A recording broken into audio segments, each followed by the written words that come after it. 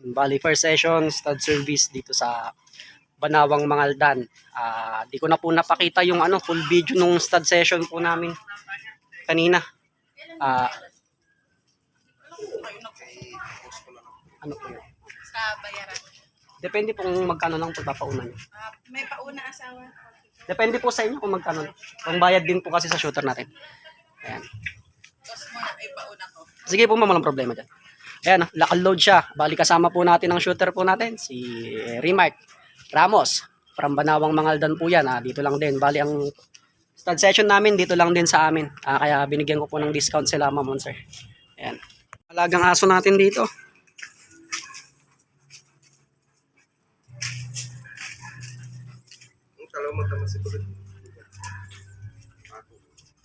Hindi.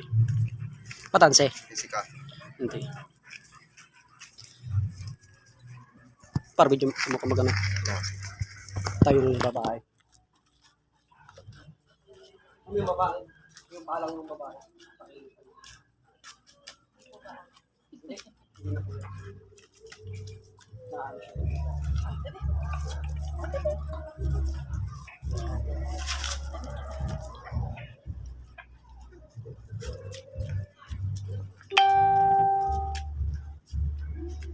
Lock.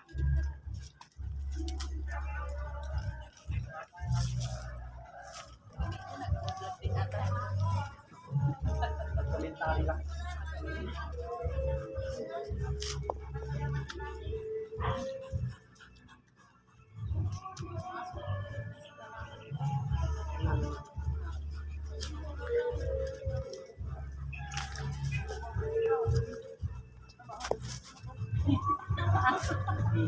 Kasama na yung isang cage.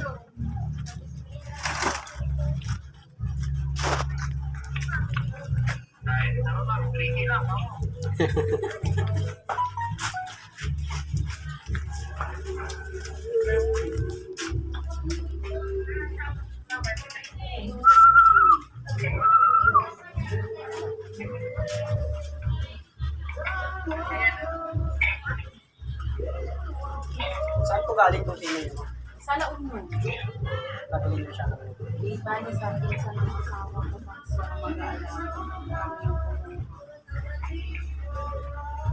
Bali, dalawa sila.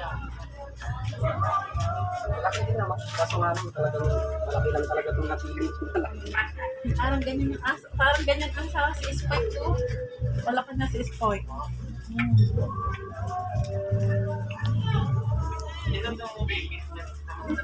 Ilan daw po yung babies ng mga na-stud na dati? Ito yung pinakamadami, 14. 14? Pinaka-kaunti niyan, nasa 7. 7. Kaunti. Pinakamadami yung 14 yung sa San Carlos ko.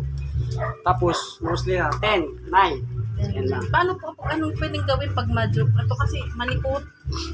Ano po ba pwedeng gawin? Yung age niya po ba sakto lang sa kanya?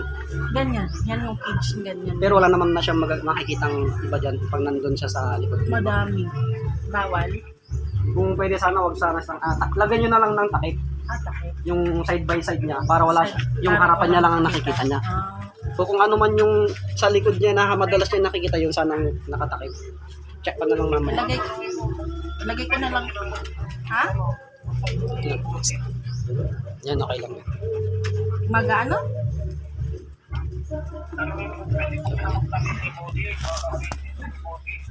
Hindi na po